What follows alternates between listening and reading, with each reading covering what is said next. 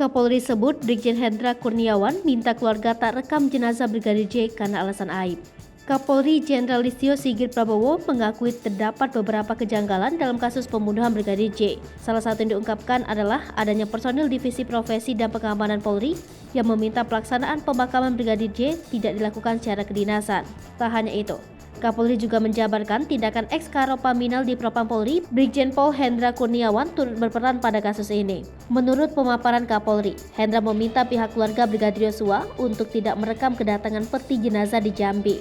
Kemudian keluarga juga tidak diperkenankan merekam ataupun memotret jenazah Brigadir J. Brigjen Hendra, kata Kapolri, menjelaskan soal luka tembak di beberapa bagian tubuh kepada keluarga Yosua.